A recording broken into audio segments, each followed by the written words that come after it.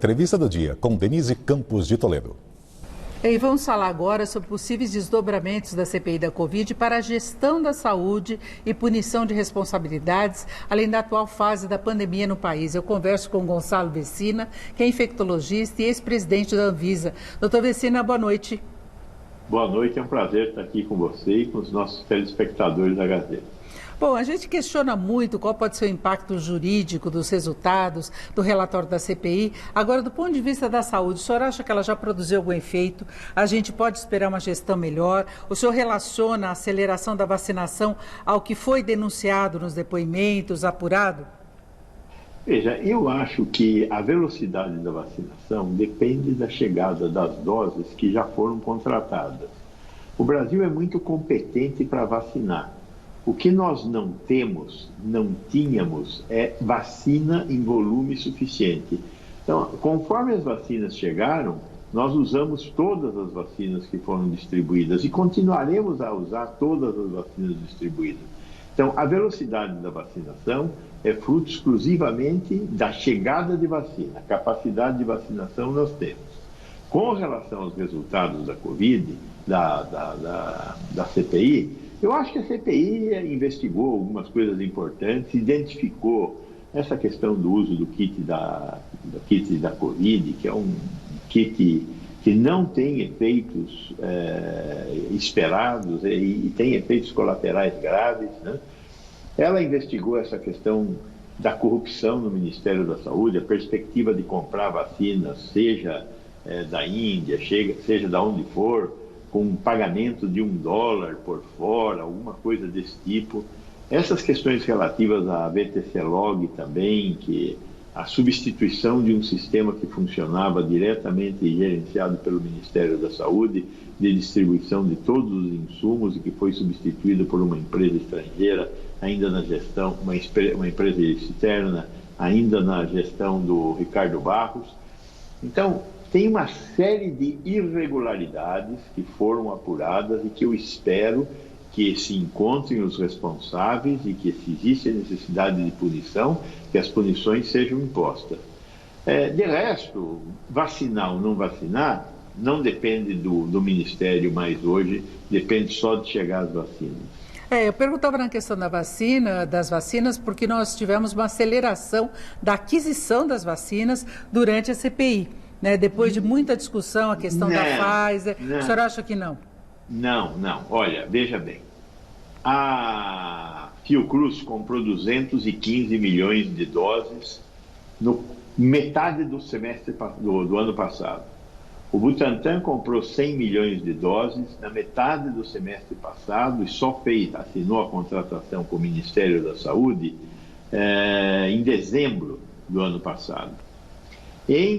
Em março, depois de a Pfizer ter querido vender vacinas para o Brasil em agosto do ano passado, em março deste ano, Pazuello fez um contrato de 100 milhões de doses com a Pfizer e logo que o Queiroga entrou, ele contratou mais 100 milhões de doses com a Pfizer. Então, depois disso, não se comprou mais vacina. Quando a CPI estava rolando aí, não se comprou mais vacina. Então, nós falamos nessas 200 milhões de doses, 100 do Queiroga e 100 do Pazuello, teve mais 38 milhões de doses da Pfizer, da Janssen. Fora isso, não se falou mais de vacina. Está na hora de falar. Por que está na hora de falar?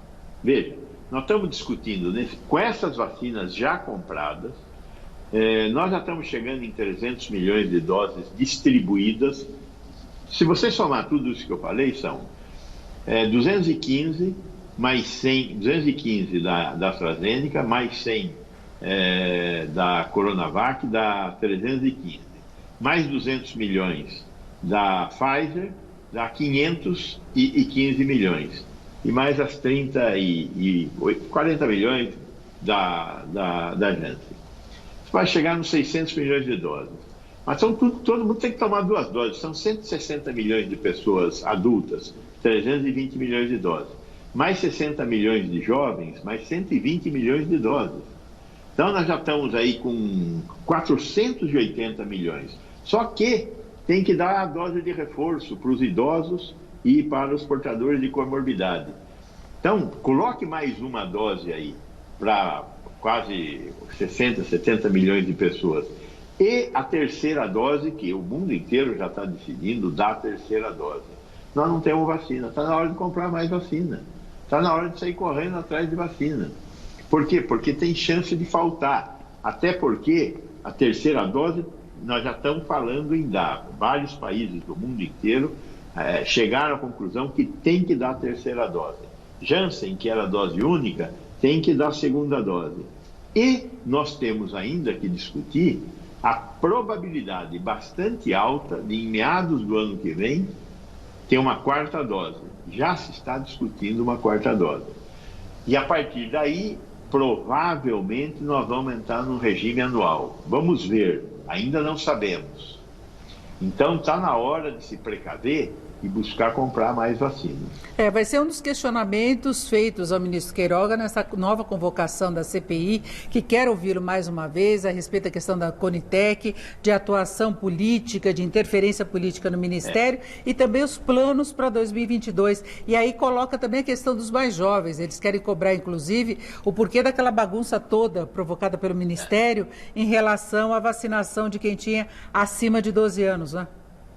O que é importante é só definir melhor por que ele está sendo reconvocado. A principal razão dele estar sendo reconvocado é essa questão da Conitec. A Conitec chama-se Comissão Técnica Nacional de Avaliação de Tecnologia em Saúde. Essa comissão, a Anvisa aprova um medicamento, pode comercializar. Essa comissão avalia se o medicamento deve ou não ser distribuído pelo SUS. Então é uma comissão muito importante. O professor Carlos Carvalho foi convocado pelo Queiroga para constituir uma comissão para avaliar o kit Covid. O professor Carlos Carvalho, aqui, professor titular de pneumologia da USP. Foi lá, fez a comissão, avaliou o medicamento e chegou à conclusão que os medicamentos do kit Covid não servem para nada e fazem mal. Isso está escrito. Essa decisão iria para ser confirmada na Conitec.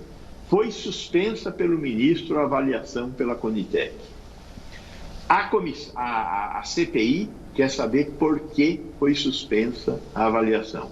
Vamos ver se há, nesse meio tempo, uma volta atrás e se manda a Conitec avaliar essa proposta feita pela comissão coordenada pelo professor Carlos Carvalho. Mas essa é uma questão muito grave, porque é uma comissão de altíssimo nível, chegou à conclusão que o kit Covid não funciona e parece que isso mexeu com os brios do nosso presidente e aí foi que degringolou esse conjunto de ordens que a CPI quer entender no dia 18. Porque aí atacaria ainda mais essa indicação do tal do kit Covid. Agora, o senhor, como infectologista, como é que avalia o atual estágio da pandemia no Brasil? A gente tem tido uma redução do número de casos, mas com flexibilização, já se discute a não utilização de máscara e tem a variante por aí, não é? Veja, a variante Delta está circulando no Brasil inteiro. Todos os estados já têm casos de pessoas infectadas pela variante Delta. Por que ela não explodiu como ela explodiu na Índia, como ela explodiu na Inglaterra, como ela está agora, neste momento que nós estamos conversando, nós estamos tendo um problema lá no Alasca.